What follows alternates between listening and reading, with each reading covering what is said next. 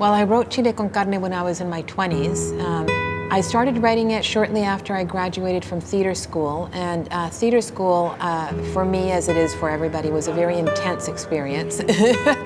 And one of the things that I learned in theater school is that it would be very hard for me, a Latina woman, to get work as an actor. We're talking here the early 90s, well, I graduated 20 years ago from theater school. So I went through all the gamut of emotion around that, like rage, outrage, etc. And then I went, okay, well, I'm just going to start creating my own work. And I was very inspired by Guillermo Verdecchia. I had just seen his one-man show, Fronteras Americanas, at the Vancouver Playhouse. He had just won the Governor General's Award for it. And I thought, you know what, I'm going to write a one-person show about the point of view of exile, of a child in regards to exile, which I have not seen yet on a stage in Canada.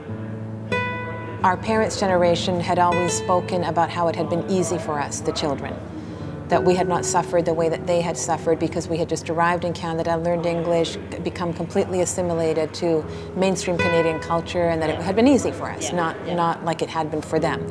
So I decided to kind of challenge that with this play. For me, it was going to be a one-off, like a 10-day run at the Station Street Arts Centre, which was this teeny little theatre in the middle of Skid Row. I knew that, of course, the Chilean community would respond to the play in Vancouver, but it really did blow my mind that in that tiny little run, and when nobody had any clue who I was, we got people coming out of the woodwork to see it, and people would wait for me after the show from Iran, from Russia, from all over the world, you know, literally with tears in their eyes, telling me that they could relate so much to the play, that they had never seen anything like that, etc. We must remember again that this is 18 years ago. I mean, of course, she's based on myself. When I was 8 years old, when I actually wrote her, the people I had in mind were myself, my little brother. When he was 8 years old, I mean, I had a very, very, very strong image of him when he was 8 years old, just the way he spoke and the things that he did.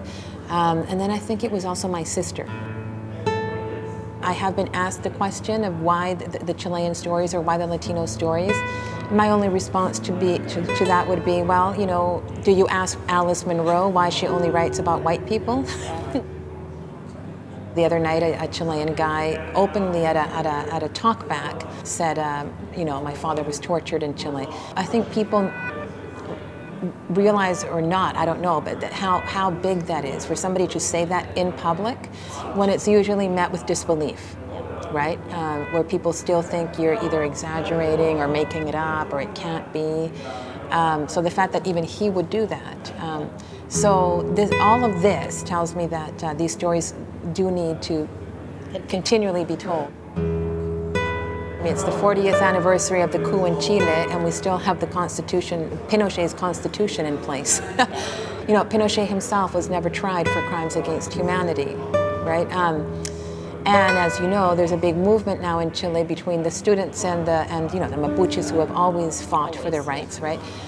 To actually, the student movement is clamoring for constitutional change and for a change in the economy of Chile, which is Pinochet's economy, which is neoliberalism on steroids, right? Where, you know, education is considered a consumer good as opposed to a human right.